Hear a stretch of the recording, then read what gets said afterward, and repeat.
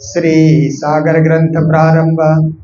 श्री किताब आठों सागर मूल मिलावे की, पहला सागर पहला नूर का। भौम तले के क्यों कहूँ विस्तार बड़ो है अतः, नेक नेक निशान दिए हादियों मैं करूँ सोई सिफत।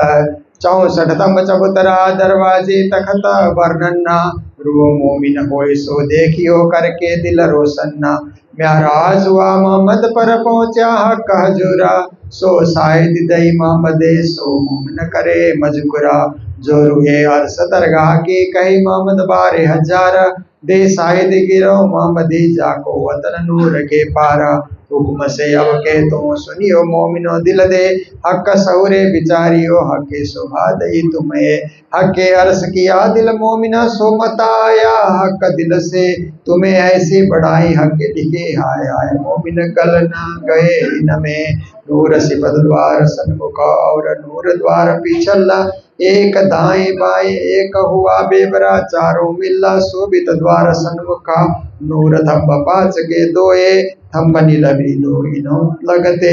शोभा लेता ती सोए शोभा लेता ती सोए। बोलो श्री प्राणनाथ प्यारे की।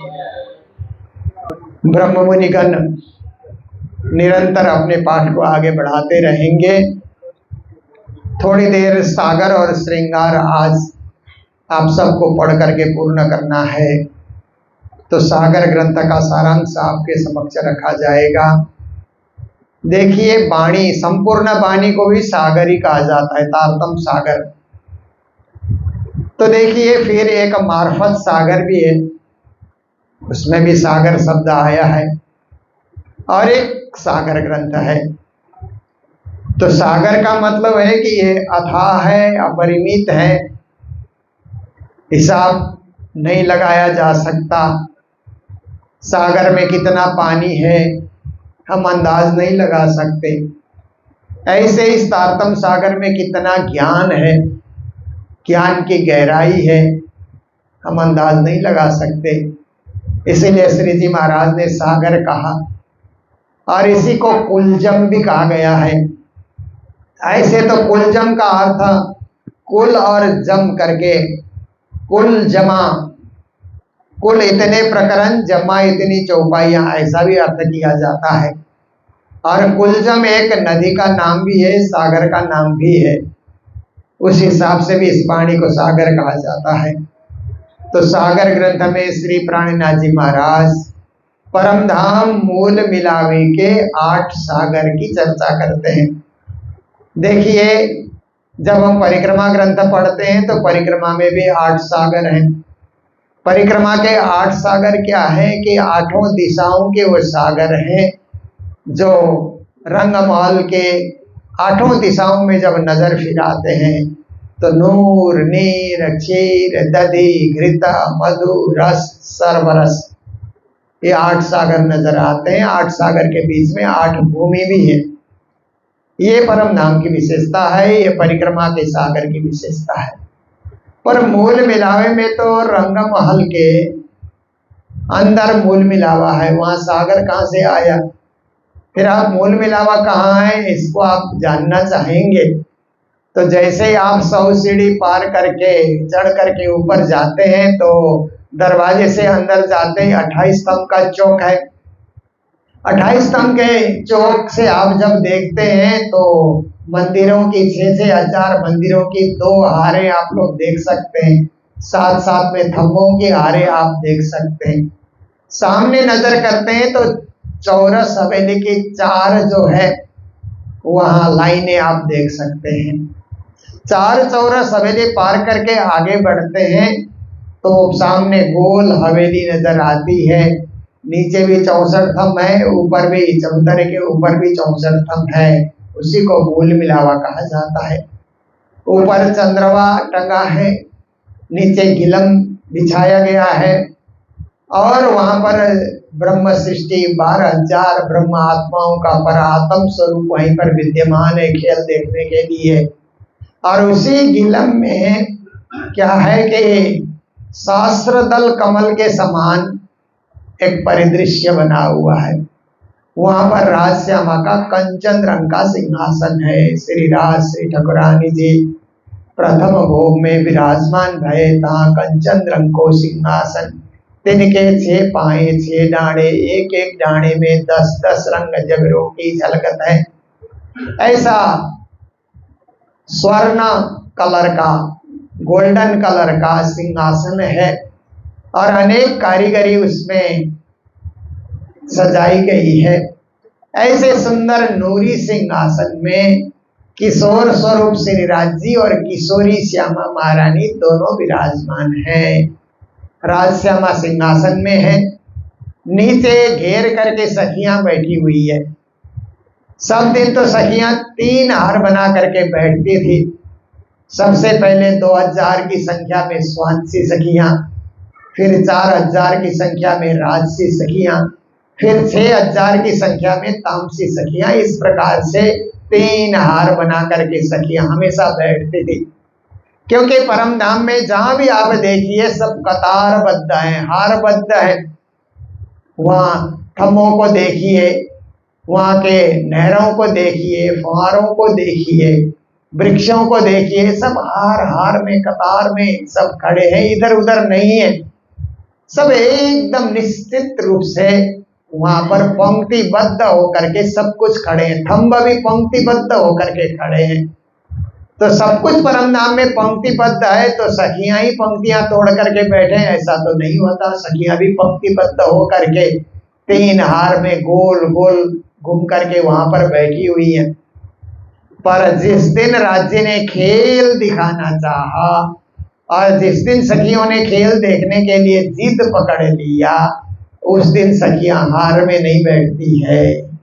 उस दिन क्या करती है सखियां कि हार को तोड़ करके राज्य के उस सिंहासन के बिल्कुल करीब आकर के सखियां वहां पर ऐसे बैठती है जैसे दाड़िम की कलियां हो। दाड़िम की कलियां हार में नहीं होती है ना, ऐसे तो एक के साथ एक सटी हुई होती है। पर हार में आप उसको देखना चाहें, पंक्तिबद्ध देखना चाहें, तो दाड़िम की कली ऐसा कभी नहीं होती है। इसी प्रकार आज खेल देखने के लिए ब्रह्म सृष्टि राज्य के चरणों तले बैठी है, तो दाड़िम के कलियों की भांति बैठी हुई है, एक दूसरे से सट करके, एक दूसरे से मिल करके। तो ऐसे समय में उस दिव्य परम धाम में सखियां हमेशा मूल मिलाप में राज्य के चरणों में बैठती हैं। जब राज्य कोई भी नई गैव की बातें, गोपनीय बातें बतानी हो, तो मूल मिलाप में सखियों को लेकर के बैठते हैं। और आज खेल दिखाने की तैयारी है तो भी मूल मिलाप में बैठे। तो मूल मिलावे से भावना के 8 सागर प्रत्यक्ष होते हैं। वो कैसे हैं कि पहले नूर सागर है, बैठक का सागर है। मूल मिलाप में सखियां बैठती हैं तो भोम तले के क्यों कहूं विस्तार बड़ो है, अत्ता नेक नेक निशान दिए हाथियों में करो सोई सिपत्ता। प्राणा जी कहते हैं वो पहले भूम में जो मूल मिलावा है उसका विस्तार कहाँ तक वर्णन करें। अत्यंत सुंदर, अत्यंत मनमोहक, अत्यंत आकर्षक मूल मिलावा का दृश्य है। सदगुरु देवचंद जी महाराज ने एक एक निशानी देकर के मूल मिलावा को समझाया। तो श्री प्राणनाथ जी महाराज भी कहते हैं कि मैं भी उसी मूल मिलावा को समझाने के लिए आपके समक्ष उपस्थित हूँ। तो सखियां वहां जिस प्रकार से बैठी हुई हैं और राजश्यामा सिंहासन में बैठे हैं, 64 थंब वहां पर झलक रहे हैं, 4 धात और 12 नंग के वो थंब वहां पर झलक रहे हैं। किरणें एक दूसरे के साथ जूझ रही हैं। ऐसी स्थिति में वो मूल मिलावा ऐसा लगता है कि सखियां बैठी हैं तो बैठक ही एक सागर का रूप ले रहा है। सब मिलकर के बैठे हैं तो बैठक ही सागर का रूप ले लेता है ना। ऐसी स्थिति वहां पर हो रखी है।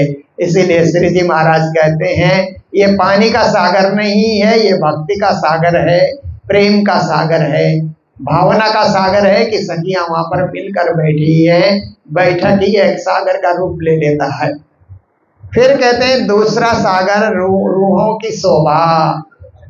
आत्माएं वहां पर बैठी हुई हैं तो उनकी शोभा, सुंदरता को दूसरा सागर माना गया, क्योंकि बैठना ही बड़ी बात नहीं है, बैठने के बाद सुंदरता भी छा जाए बैठक सुंदर लगे, बैठक की शोभा बहुत ही अनुपम बन जाए, ऐसी स्थिति को भी एक सागर का रूप दिया है। हक बैठे रूहे मिलाए के खेल देखाओ नकाज, बड़ी भई रद बदला रूहे बड़ी रूह सोराज। राज्य खेल दिखाने के लिए बैठे हुए हैं, तो वहां पर आपस में प्रेम संवाद तो तीसरी भूमि की पड़साल से ही प्रारंभ हो गया है। और अब सखियां एकदम क्या कहती है कि राजी महाराज ने माया में भूलने की बात बार बार हमें बताई है। इसीलिए देखो सखियों, तो भूली तो मैं तुझे देव तुरत जगाए, मैं भूलूं तो तू मुझे दीजो पल में बताए। ये चौपाई वाणी में दो जगह आई है। मैं भूलूं तो तू मुझे दीजो पल में बताए, तू भूली तो मैं तुझे देव तुरत जगाए। इस तरह से भी चौपाई आती है, कभी वही पंक्ति ऊपर और कभी दूसरी चौपाई में वो पंक्ति नीचे, वो एक पहले वाली पंक्ति ऊपर। इस तरह से भी ये चौपाई सजी है। इसका मतलब है कि ये पंक्ति बहुत ही महत्वपूर्ण है और इसका तात्पर्य यही है कि सखियां एक दूसरे से वादा कर रही है कि अरे सखी तू कदाच भूल गई तो मैं तुझे जगाऊंगी, और मैं भूल जाऊं तो तुम मुझे जगाना। ऐसा करके एक दूसरे के साथ वादा किया जाता है, एक दूसरे को जगाने की जिम्मेदारी दी जाती है। तो ऐसे जो बैठक में शोभा बढ़ती जा रही है, वहां पर बैठक की शोभा अपरंपार हो रही है। देखन खेल जुदा गए का दिल में लिया रूहन्ना, हका आप बैठे तगत परा खेल रूहों को दिखावन्ना। राज्य स्वयं बैठ करके खेल दिखा रहे हैं, खेल देखने की सदिच्छा बढ़ती जा रही है, जिज्ञासा बढ़ती जा रही है। तो इस प्रकार से ये दूसरे सागर की यहाँ पर महिमा की गई। फिर सागर तीसरा एक दिली रूहन की। सखियां मूल मिला में बैठती है तो सब में एक दिली है। एक दिली मतलब दिल में एक ही भाव उदय होता है। जैसे कहते हैं ना, एक सखी बात करे श्री राजसो सुख पहुंचे 12,000। परम धाम में एक सखी बात करती है राज्य से तो 12,000 को सुख मिलता है। ऐसा लगता है हम ही राज्य से बातें कर रहे हैं। ये परम धाम की महिमा है, उसको एक दिली कहा जाता है। संसार में एक दिली का भाव होता ही नहीं। आप बहुत कोशिश कीजिए, फिर आपके दिल में एक विचार, दूसरे सुंदर साथ के दिल में दूसरा ही विचार, तीसरे के मन में तीसरा ही विचार। परम धाम में ऐसा नहीं होता है, सब में एक ही विचार है कि राज्य हमको होशियार से रहने के लिए आदेश कर रहे हैं, तो हमको होशियार से रहना होगा। अब कहो सागर तीसरा मूल मेला विराजता, रूहों की आंखों देखिए तो पाइए इनो सिफत्ता। कहते हैं मूल मिलावा को देखने के लिए, जानने के लिए आत्मा की आंखें खोलने की जरूरत है। चर्म चक्षु से मूल मिलावा को नहीं देख सकते, 5 तत्व के इस नेत्र से मूल मिलावा को नहीं देख सकते। आत्मा के नेत्र खुल जाएं, आत्मा दृष्टि खुल जाए तो ही हम मूल मिलावे के दर्शन कर सकते हैं। तो ये तीसरा जो सागर है वो एक दिली का सागर है, ऐसा श्री प्राणनाथ जी महाराज बताते हैं। सागर चौथा जुगल किशोर का श्रृंगार, श्री राज्य का श्रृंगार पहला मंगलसन। फिर चौथा जो मूल मिलाव में सागर है वो युगल किशोर ने जो श्रृंगार धारण किया है राज्य और श्यामा जी ने, उस श्रृंगार को भी सागर के रूप में श्री जी ने देखा। क्योंकि राजश्यामा का श्रृंगार इतना जल जलाकार हो रहा है, नख शिख पर्यंत श्रृंगार साज करके राजश्यामा वहां पर बैठे हुए हैं। तो सागर के ये जो 3 राज्य के श्रृंगार आते हैं, 2 श्यामा जी के श्रृंगार आते हैं, 5 सागर का वर्णन यहाँ पर होता है। और 2 श्रृंगार का वर्णन रास में वर्णन होता है। रास खेलने के लिए राजश्यामा तैयार होते हैं, तभी श्रृंगार से सुसज्जित होते हैं। तो 7 श्रृंगार की जहाँ पर बात आती है तो 5 मूल मिलावे का श्रृंगार और 2 रास का श्रृंगार, दोनों मिलाकर के 7 श्रृंगार होते हैं। श्री प्राणनाथ जी महाराज ने वाणी में कहा कि मैंने 7 श्रृंगार का वर्णन किया है, और श्रृंगार वर्णन करने में किसी के सिर पे बोझ मैंने नहीं डाला, मैंने खुद ही श्रृंगार का वर्णन किया है। तो 14 तबक के ध्वनि में किन कया न पक्का हरफ, ए हरफ कैसे केवई किन पाई न पक्का तरफ। श्री जी कहते हैं राज्य के विषय में बोलना बड़ा कठिन होता है, क्योंकि राज्य चैतन्य स्वरूप है, चिदानंद स्वरूप है, सच्चिदानंद स्वरूप है। ऐसे दिव्यानंद है, उनमें आनंद ही आनंद से परिपूर्ण है राज्य महाराज। ऐसे पूर्ण ब्रह्म परमात्मा की चर्चा, उनकी व्याख्या कहाँ से शुरू करें, क्योंकि प्रकाश से युक्त हैं, झलझलाकार हैं, देदीप्यमान हैं, ऐसे जाज्वल्यमान हैं। ऐसे राज्य महाराज के स्वरूप का वर्णन कैसे करें। पर राजश्यामा श्रृंगार से सुसज्जित होकर के जब मूल मिला में बैठते हैं तो वो राज्य के आंखों को देखें तो भी सागर की तरह आंखें नजर आती हैं, और राज्य के मुखमंडल को देखें तो भी सागर की तरह शोभायमान है, राज्य की छाती को देखें तो भी सागर की तरह शोभायमान है, राज्य के अंग अंग का जहाँ जहाँ भी हम दर्शन करते हैं सब सागर के समान आनंद ले रहे हैं। गौर रंगाति गालों के, राज्य के गाल जो हैं गौर वर्ण है, माहे गहरी लाल कली है, और गाल गाल में भी कहीं न कहीं लालिमा, वहां पर गहरी गहरी लालिमा भरी हुई है। दो भ्रिकुटी बीच नासिका भ्रिकुटी है और उस बीच में नाक है, ऊपर सुंदर तिलक दो दी है। तो श्री राज्य महाराज ने अपने नाक से लेकर के ललाट पर्यंत जो उन्होंने चंदन लगाया हुआ है ये भी बहुत शोभा से युक्त है। तो हम लोग तो रोज राजश्यामा के श्रृंगार का पाठ करते हैं ना, कि श्री श्यामा जी को श्रृंगार सिंदूरिया, रंगड़ाओं को साड़ी, श्याम रंगड़ाओं को कंचुकी, नीली लाही को चरनिया। ये तीन श्रृंगार श्यामा जी के वर्णन हुए हैं। कि देखिए श्यामा जी के श्रृंगार में कपड़े तो तीन ही है, आभूषण ज्यादा है, और राज्य के कपड़े 5 है। श्री राज्य को श्रृंगार सिंदूरिया रंगड़ाओं को चीरा, आसमानी रंगड़ाओं को बिछोरी, नीलो न पीलो बीच के रंग को पटुका, और केसरिया रंगड़ाओं को इंजार, श्वेत रंगड़ाओं को जामा। 5 वस्त्र राज्य के आए, पर राज्य के आभूषण से श्यामा महारानी के आभूषण ज्यादा है। तो श्री प्राणा जी महाराज राज्य के आभूषण का भी वर्णन कर रहे हैं, श्यामा जी के आभूषण का भी वर्णन कर रहे हैं। बीच बीच में इन श्रृंगार का वर्णन करते हुए बीच बीच में मंगलाचरण का भी श्री प्राणा जी महाराज अवतरण करते हैं, क्योंकि बिना मंगलाचरण किए राजश्यामा के श्रृंगार का वर्णन कैसे हो सकता है, ये श्री प्राणा जी महाराज सोचते हैं। परम धाम में पल पल में श्रृंगार बदला जाता है, पल पल में रंग बदलता है, पल पल बदलता रंगा, रंग तो पल पल बदलता है, परंतु हमें मूल बागा का ही ध्यान करना है। जो प्रातः काल स्वरूप में हम लोग पाठ करते हैं, 3 वस्त्र श्यामा जी के, 5 वस्त्र राजदी के, जुगल किशोर सिंहासन में बैठे हैं, और देदीप्यमान होकर के यही भाव लेकर के उस श्रृंगार का ही ध्यान करना है जो श्रृंगार खेल देखते समय राज्य ने धारण किया था। खेल देख करके हम लोग जागेंगे तो भी वही श्रृंगार में राज्य मिलेंगे। राजश्यामा के 5 श्रृंगार का वर्णन होने के बाद सुंदर 7 का श्रृंगार का भी वर्णन करते हैं। सुंदर 7 का श्रृंगार भी श्यामा जी के श्रृंगार से कोई कम नहीं है। सुंदर 7 बैठा अचरज सो जानो एक कई अंग हिलमिला, अंग अंग सबके मिल रहे सब शोभित है एक दिल्ला। सब एक दिली भाव से बैठे हुए हैं, अंग अंग उनके सुशोभित हो रहे हैं, और जो श्रृंगार श्यामा जी का है वही श्रृंगार सखियों का है, जो स्वरूप श्यामा जी का है वही स्वरूप सखियों का भी है। तो इस तरह से ये चौथा जो सागर है युगल किशोर का श्रृंगार, इसके रूप में इसको सागर माना गया है।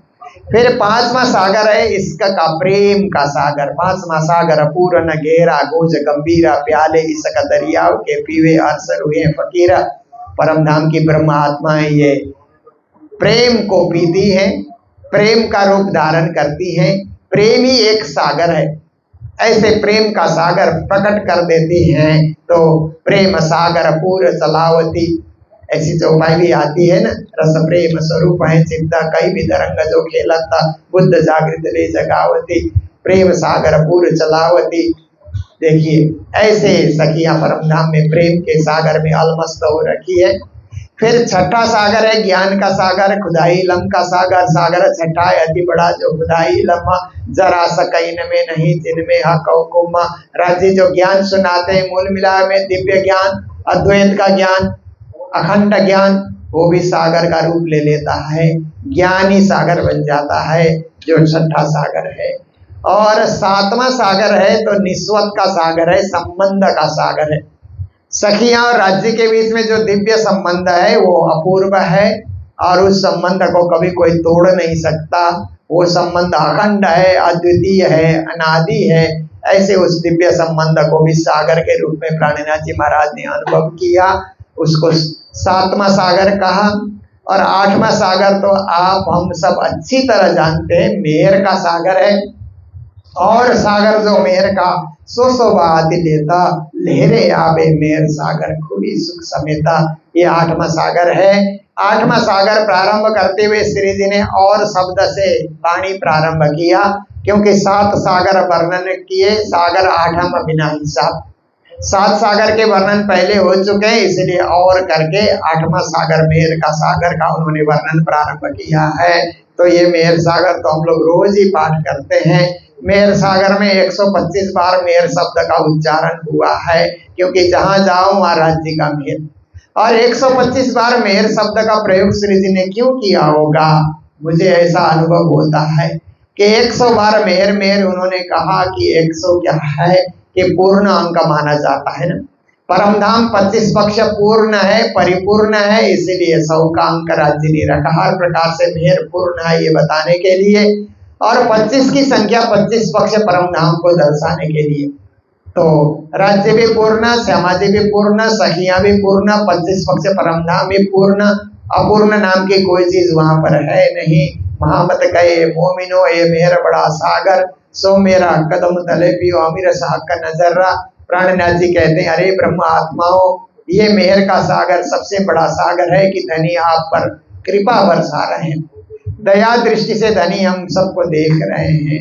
इसलिए उस मेहर का राज्य के दृष्टि से उत्पन्न होने वाले उस मेहर सागर में जो अमृत बरस रहा है, उस अमृत रस को आप पीते जाओ, पीते जाओ, ये श्री जी महाराज का आदेश है।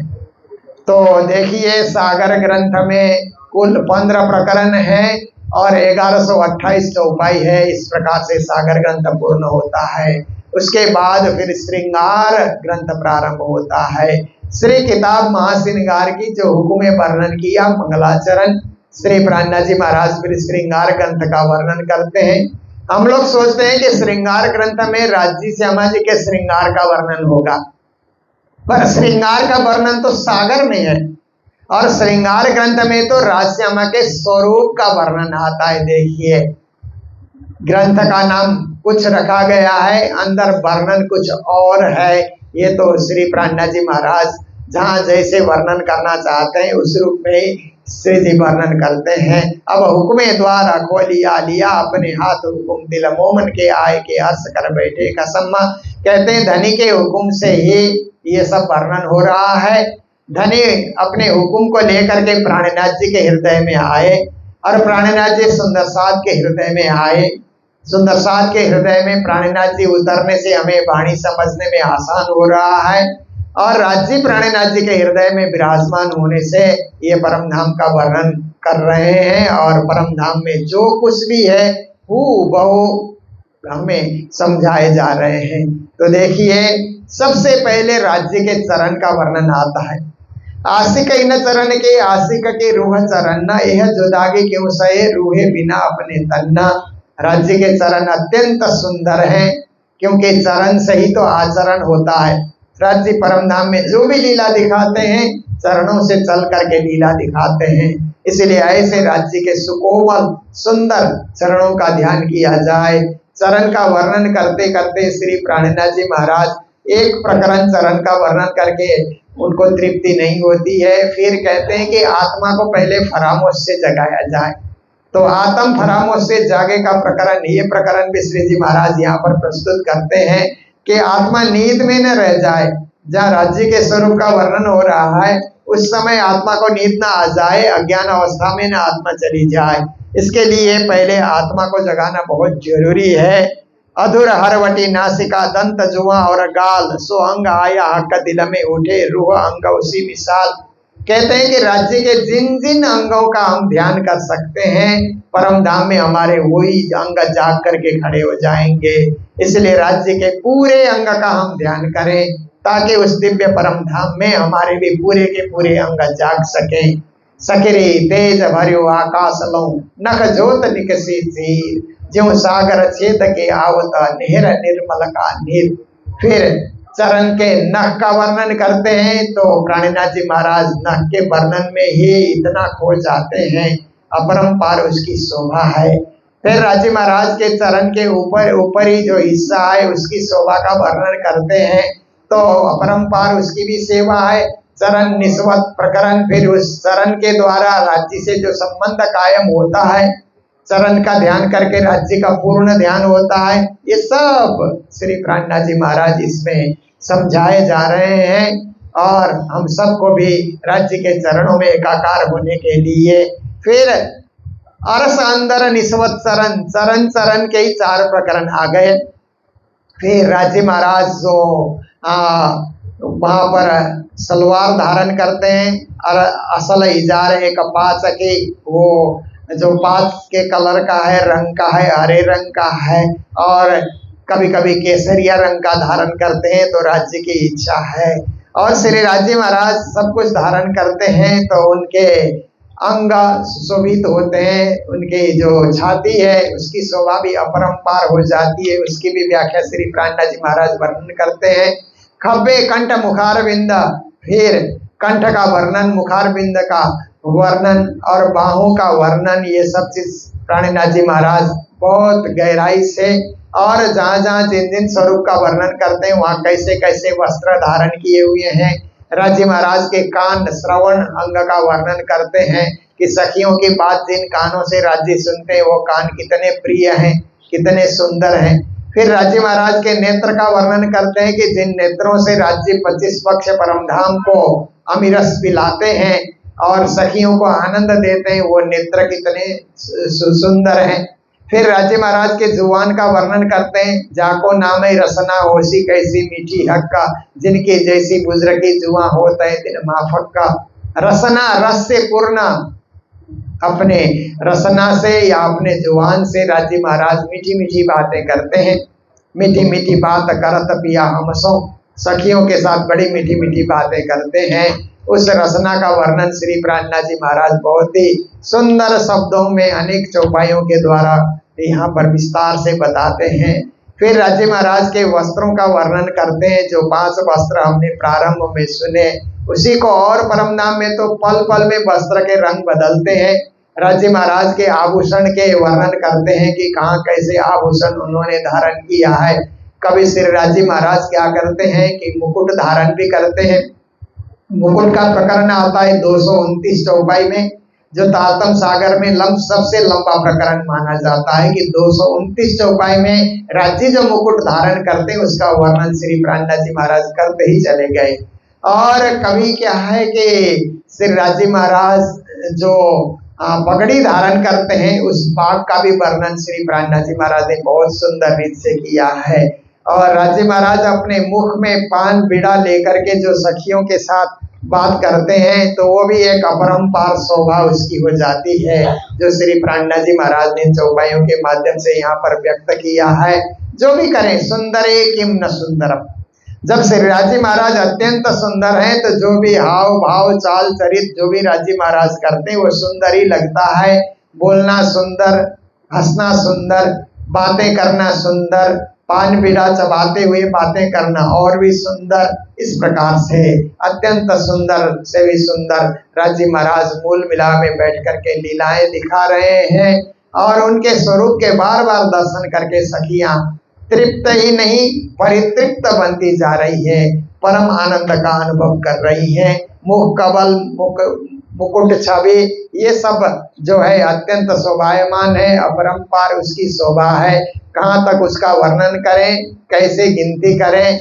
और श्रृंगार कलश, 3 श्रृंगार वर्णन, बिरहा रस, कभी बिरहा रस में वो करके भी श्री प्राणनाथ जी महाराज श्रृंगार का वर्णन करते हैं।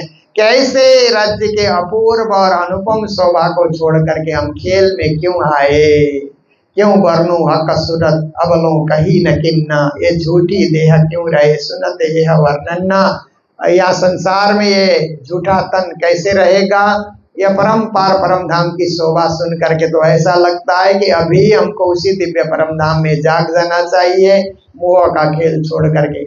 पर हमारे हाथ में कुछ नहीं है, जब तक राज्य खेल दिखाते रहेंगे, खेल को भी देखना है, खेल देखते हुए भी उनका अनुभव करते रहें। मोमिन दुनी का बेवरा करके ब्रह्म सृष्टि का लक्षण और दुनिया वालों का लक्षण में क्या फर्क है, ये भी श्रृंगार ग्रंथ में श्री प्राणनाथ जी महाराज बहुत ही सुंदर शब्दों में भावमग्न होकर के अनेक चौपाइयों के द्वारा व्याख्या करते हैं।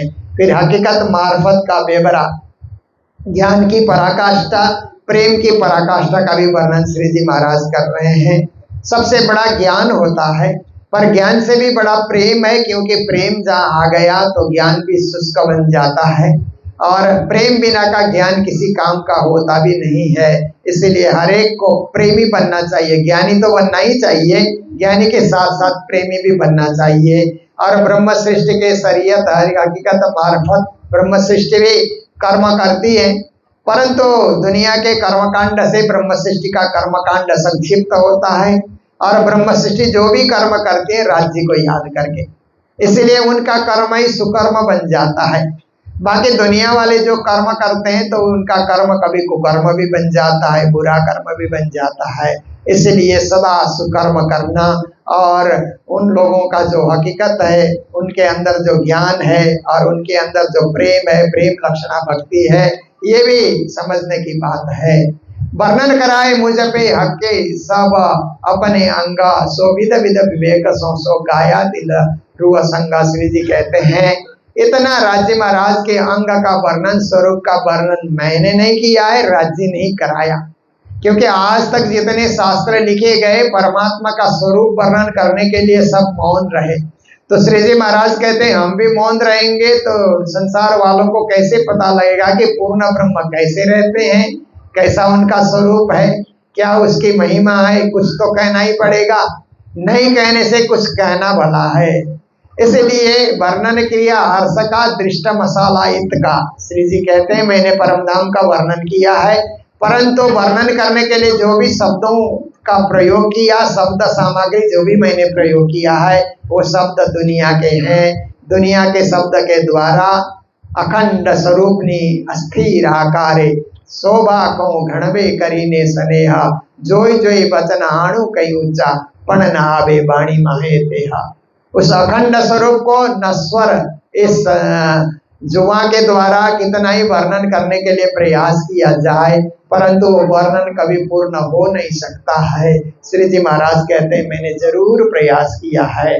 और श्री जी महाराज यहाँ श्रृंगार के अंतिम प्रकरण में जाकर के ऐसा कहते हैं कि भरत खंड सुल्तान कहावते सो दिए सब फंदाए, इन विध उर्जे आप में सो किन्हू न निक्षो जाए, तो तखत बैठे साह कहावते सो देखो पटकाए। आदि आदि चौपाइयाँ भी श्रृंगार के अंत में बोलते हैं कि मैंने यही श्रृंगार, यही राज्य का स्वरूप, यही सर्वधर्म समभाव और सब धर्मों में एक ही बात है समझाने के लिए, भारत के सुल्तान को भी समझाने के लिए मैंने बड़ा भारी प्रयास किया, परंतु वो तो शरीयत रूपी फंदे में पड़ा हुआ था, वो इस बात को समझ नहीं सका और इसको ग्रहण नहीं कर सका। इसलिए उसके सिंहासन को ही मैंने टेढ़ा कर दिया, उल्टा दिया। तखत बैठे शाह कहावते, सिंहासन में बैठ करके अपने आप को शहंशाह मान रहा था, सो देखो पटकाए, उसको मैंने पटका दिया।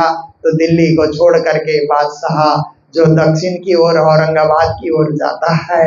ये सारी जो है संक्षिप्त ये इतिहास की बातें भी श्रृंगार के अंतिम ग्रंथ में श्री जी ने रखा है। और कुल मिलाकर के श्रृंगार में 29 प्रकरण 2211 चौपाई हैं। सब चौपाइयों में राज्य के स्वरूप और राज्य की दिव्यता, भव्यता, वास्तविकता, इन चीजों का विशेष वर्णन श्री जी महाराज ने किया है। तो आज जो ब्रह्म मुनि पाठ कर रहे हैं, सागर और श्रृंगार, ये दोनों ही ग्रंथ परमधाम के खास रहस्य को समझाने वाले ग्रंथ हैं, महत्वपूर्ण ग्रंथ हैं, अद्वितीय ग्रंथ हैं। अद्वितीय ये खंड को आप पढ़ने जा रहे हैं, तो आप लोग बड़े भावमग्न होकर के पढ़ें और अपने जीवन को धन्य बनाएं कि ऐसे पारायण पढ़ने का और राज्य से एकाकार होने का हमें मौका मिल रहा है। ये जीवन का स्वर्णिम क्षण है, ऐसा सोच करके आप लोग पारायण पढ़ते रहें। तो इन्हीं शब्दों के साथ 2 ग्रंथ का मैंने सूक्ष्म परिचय आपके समक्ष रखा। तो यही मैं अपने ये चर्चा प्रसंग को विराम देने जा रहा हूँ। और इसके बाद यहाँ पिया तुम दैसी की अर्जी बोली जाएगी। और अर्जी के साथ ही अभी प्रातःकालीन जो लोगों ने पारायण शुभारंभ का कार्यक्रम प्रारंभ किया उसको यही हम लोग पूरा करने जा रहे हैं। जय जयकार के साथ बोलो श्री प्राणनाथ प्यारे की, श्री सद्गुरु महाराज की, श्री धाम के धनी की, पारायण महोत्सव के, श्री प्राणनाथ प्रकटन महोत्सव के प्रणाम। को करो धनि प्रेम प्रणाम, अशुभ हरण मंगल कर्ण श्रीदेव चंद्र जी राम। श्री प्राणनाथ निज मूल पति, श्री महराज सुनाम।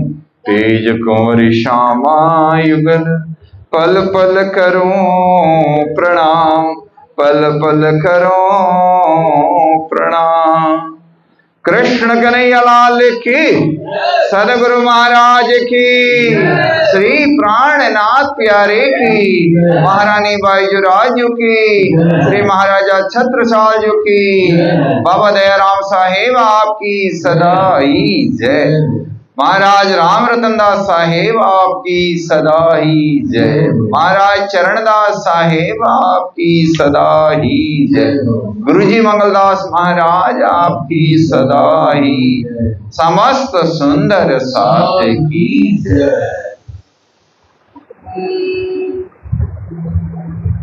महामती स्वामी श्री प्राणनाथ जी महाराज का के प्राकट्य को 406 5 वर्ष पूर्ण हो गया और छठा ये उत्सव, प्राकट्य का उत्सव हम मना रहे हैं। 406 है ना, 6वां बोले पंजाबी में बोलना हो तो, है ना। हाँ,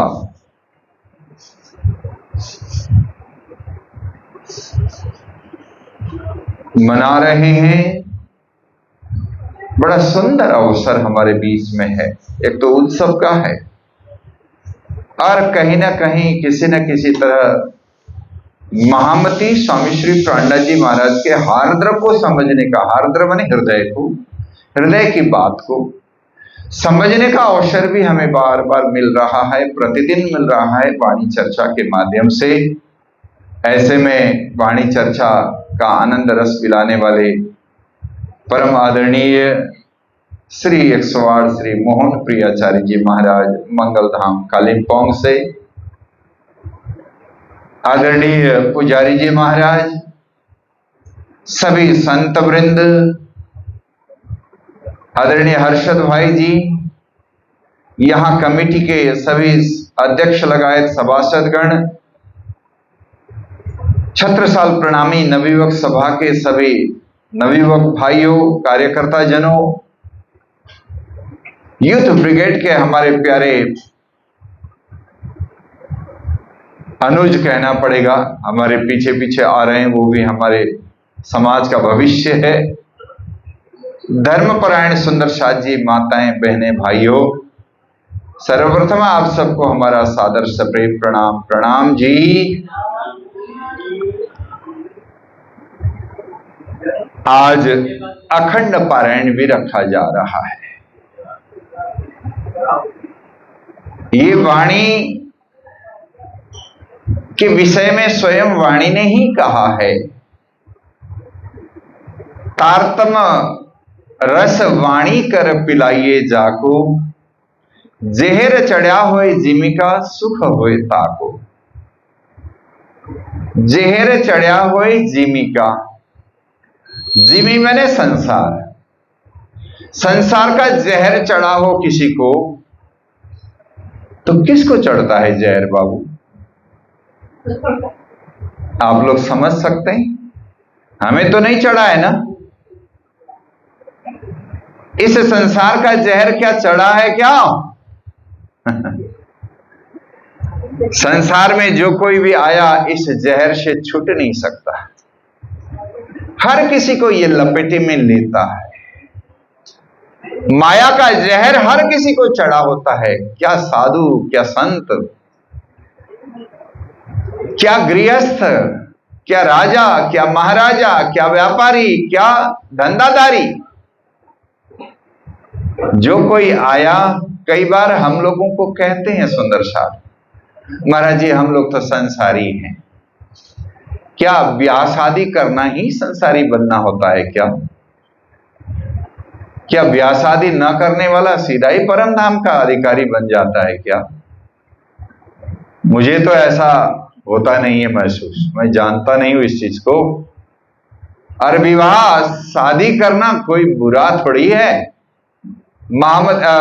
सदगुरु श्री देवचंद जी महाराज के 2 बालक भी थे, उन्होंने भी विवाह किया ही है। श्री प्राणा जी महाराज का भी विवाह हुआ है, छत्रसाल जी महाराज भी विवाहित थे।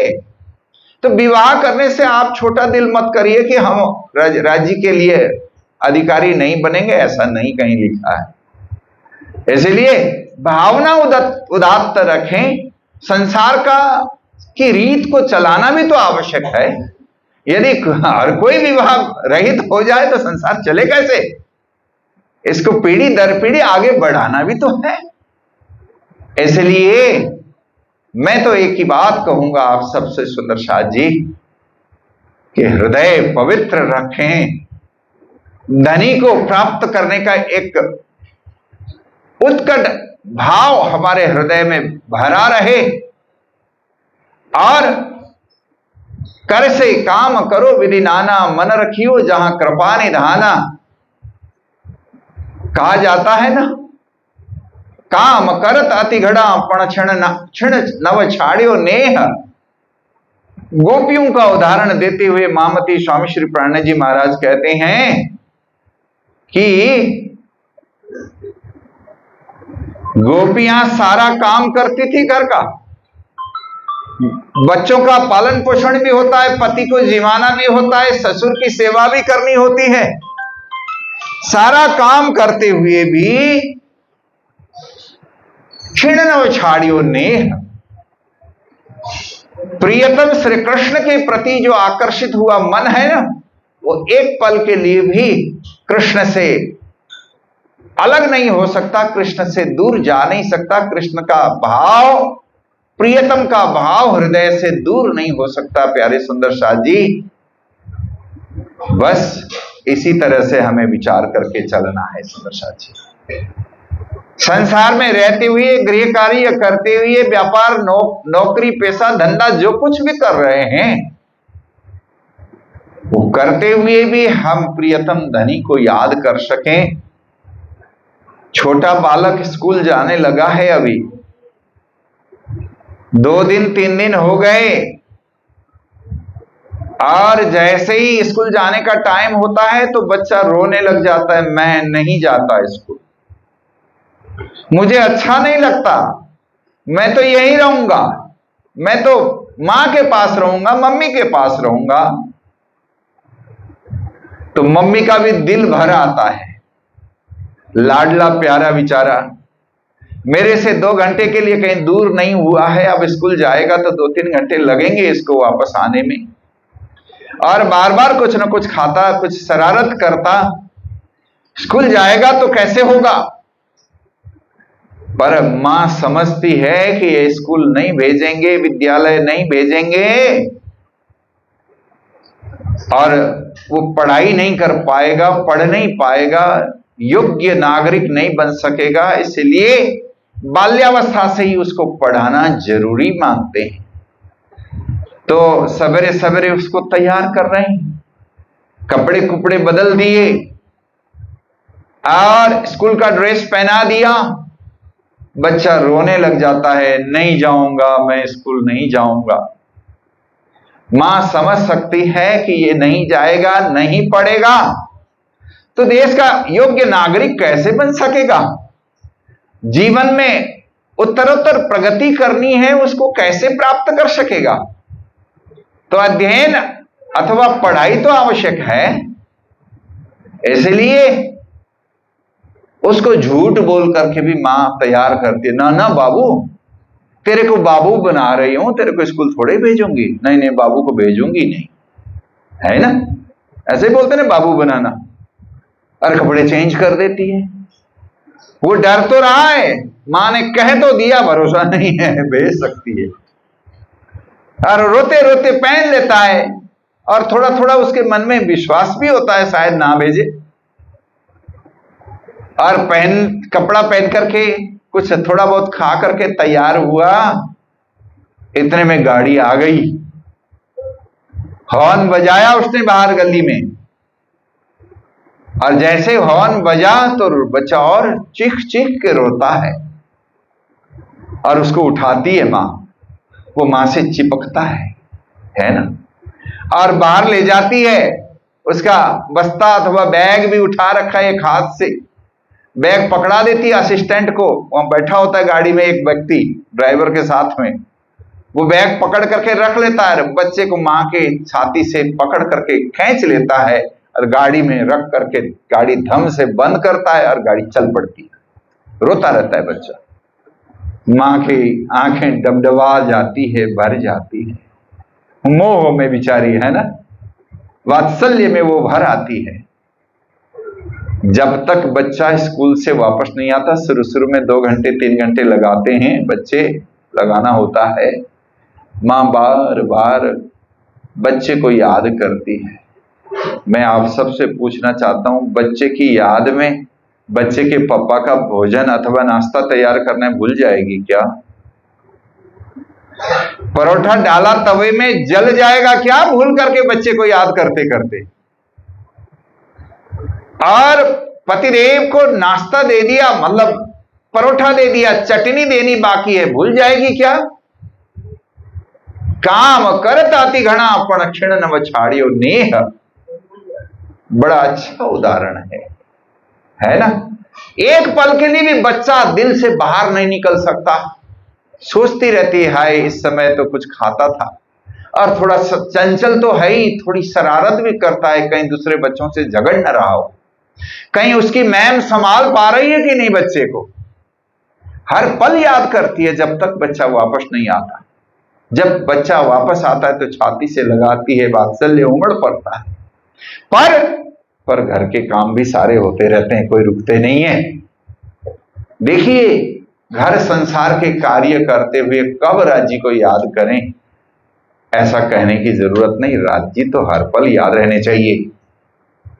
राज्य हमारे प्रियतम है, बच्चा हमारा प्रिय है, प्यारा है, और राज्य प्रियतम है, सुपरलेटिव डिग्री, प्रिय, प्रियतर और प्रियतम, गुड बेटर बेस्ट, बेस्ट वाला स्तर है राज्य का। केवल प्रियतम कहने से नहीं होगा, प्रियतम हृदय से स्वीकारना पड़ेगा, हृदय में वो भाव लाना पड़ेगा, हमारे अति प्रिय हैं वो। तो ऐसा भाव लेकर के हम चलेंगे तो सुंदर साथ जी इतने बैठे घर जागे धाम का अनुभव होना अवश्य संभव है, असंभव नहीं है सुंदर साथ जी। इसलिए हम लोग थोड़ा सा धीरे धीरे इन उत्सवों के माध्यम से, चर्चा, कथा और प्रवचनों के, भजनों के माध्यम से धीरे धीरे करके हम अपने आप को ढालें उस तरफ, क्योंकि भजन बिना सब नरक है, बोलते हैं ना रोज अर्जी में सवेरे, भजन बने बंदगी, भजन बने सेवा पूजा, भजन बने सेवा, जन सेवा भी भजन है, किसी की सेवा करना भी भजन है। भज सेवायाम धातु है, सेवार्थक भज धातु। पर उसके अलावा जो भी है उसको वाणी ने क्या कहा, सब नरक है। तो कोई जाना चाहेंगे क्या नरक की तरफ? नहीं जाएंगे ना। तो करना क्या है हमें, उसका निर्णय, उसका संकल्प मन में अवश्य हमेशा हमेशा के लिए होना चाहिए। हम कहने का मतलब ये नहीं कि सब कुछ छोड़ करके बनी जाएं, मंदिर के बनी जाएं, ऐसा नहीं है। हर कार्य को परमात्मा की सेवा समझ करके करने का प्रयास करें। श्री कृष्णार्पणमस्तु, है ना। परमात्मा के चरणों की सेवा समझ करके करने का प्रयास करें और कोशिश करें कि अन्यथा कार्य हमारे से ना हो, जानबूझ करके हम गलत की तरफ ना जाएं। और आप कहें कि महाराज जी ने कहा था सब कुछ राज्य के चरणों को समर्पित करके कर लो उल्टा सीधा काम। नहीं नहीं, ऐसा नहीं कहने का है। अकल दी है, बुद्धि दी है, विवेक दिया है परमात्मा ने, उसका सदुपयोग करना कभी ना भूलें, फिर आगे बढ़ें। तो मैं तो बार बार कहा करता हूं, कृष्ण भी किसी के पुत्र के रूप में पैदा हुए थे, राम भी कोई, है ना, माता पिता की संतान के रूप में पैदा हुए, तो हम भी माता पिता के संतान हैं। कहीं ऐसा लिखा है क्या हम कुछ नहीं हो सकते? हमारे में कुछ भी नहीं है, हम थोथे हैं, बेकार हैं, ऐसा कहीं लिखा है क्या? तो कुछ तो आगे बढ़े, कदम आगे बढ़ाएं, कोशिश करें। बस इसी उद्देश्य से ये कार्यक्रम, ये उत्सव, प्राणनाथ जयंती, छत्रसाल जयंती है, हम ये सब कार्यक्रम किया करते हैं, गोष्ठी आदि किया करते हैं। सुप्रसाद जी, कभी तो दीन दयाल के भनक पड़ेगी कान, कोई न कोई शब्द ऐसे हो जाएंगे जो हृदय में चुभ जाए और सदा सदा के लिए हमारा कल्याण हो जाए। कोशिश करने का प्रयास करें। अभी पारायण प्रारंभ हो जाए, क्योंकि मैं इसमें स्वार्थवश 2 शब्द बोल पड़ा हूं अभी, क्योंकि मेरे को धीरे से खिसकना है, अभी कहीं जाना है और आऊंगा। ऐसी कोई बात नहीं, आपको तंग करना अभी बाकी है ना। फिर भी मिलेंगे तो किसी के घर में छोटा सा कार्यक्रम है, उसको निपटा करके आना है और फिर उसके बाद दूसरे घर में जाना है, वहां भी विशेष कार्यक्रम। परम आदरणीय संत शिरोमणि श्री सदानंद जी महाराज, यहाँ महाराज जी, हम सभी मिलकर के वहां, है ना, वाणी भागवत बीतक आदि की चर्चा का एक रस बहाया जा रहा है, उसमें भी हमें पहुंचना है। सब कार्यक्रमों को हम साथ लेकर के चलेंगे। अभी मेरे ख्याल से हम सभी 5 बार निज नाम महामंत्र का पाठ करेंगे, जप करेंगे। उसके पश्चात यहाँ से 17 चौपाइयों का पाठ होगा। उसके तुरंत पश्चात यहाँ अखंड पारायण पढ़ने वाले जो कोई भी होंगे क्रम से, वो तुरंत मेरे स्थान पर बैठने के लिए आ जाएं, पारायण पढ़ने के लिए आ जाएं। शुद्धता, पवित्रता और अखंडता इसको बनाए रखने के लिए सावधान रहें, सजग रहें और बड़े सुंदर और प्रेम से, भाव से वाणी का पाठ हो। इतना सुंदर कार्यक्रम चल रहा है, ये अखंड पारायण भी और सुंदरता भरने के लिए पर्याप्त हो जाएगा। समय आता है, बीत जाता है, निकल जाता है। ध्यान रखिए, हम लोग 5 बार निज नाम का जप करें, राश्यामा जी के युगल स्वरूप का ध्यान करते हुए। आंखें बंद करें। कृष्ण कन्हैया लाल की जय।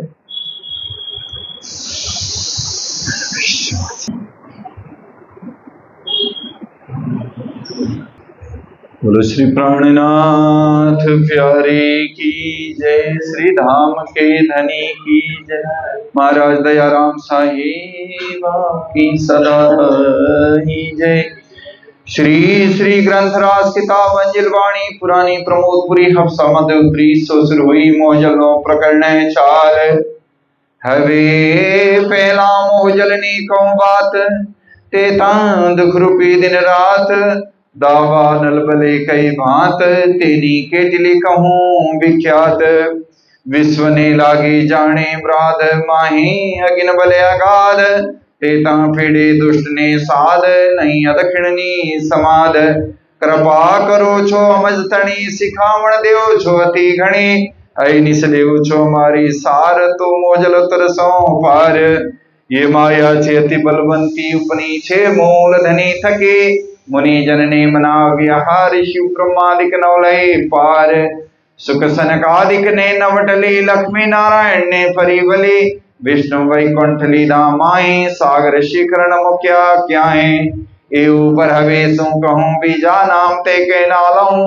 एणे बचने सर्वालो थयो ब्रह्मांड धन सर्वे आवयो તત્વ સૌ એણીએ જીતી લીધા 14 લોક પોતાના કીધા બલી લીધો તત્વ મોહ જે થક્યું પન્યા સૌ કોઈ સાખી કહે સુરેન્દ્રાવતી વલ્લભાએ માયા છે અતિ છલ હવે જુદ માણ્યો છે વસો એનું કયું ન જાય વલ્લ એના આઉદ અમૃત રૂપ રસ છલ બલ વલ્લ કલ અગિન કુટિલ ને કોમલ ચંચલ ચતુર ચપલ ચાલ હવે એનો કેટલો કમ વિસ્તાર જોરાવર અતિ અપાર મોછો જુદ માણ્યો આસાધાર જુદ કરે છે વારંવાર એને લાગ્યો કોઈ એ બુખાર મારો કેડ ન મૂકે નાર મેં બાંધ્યા સામાથી હાર તો જાણ્યો જો પેનો માર એણે સમેજે અમમાં બીતી કેટલી કહો તે ફજીતી મેં તો રૂડી રીતે ગ્રહીતી પણ મુને લીધી જીતે બાહે ગ્રહી લઈ નિસરી મેં 3 જુદ કીધા ફરી ફરી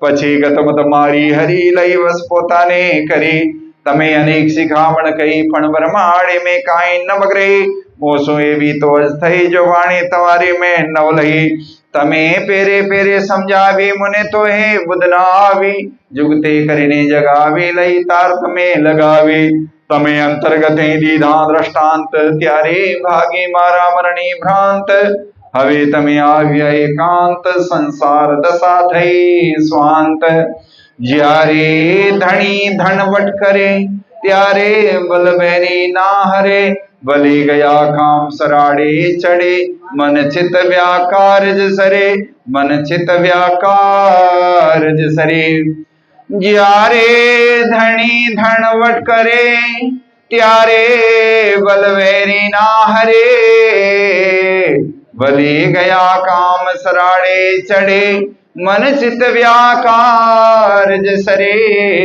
મન ચિત વ્યાકાર જ સરે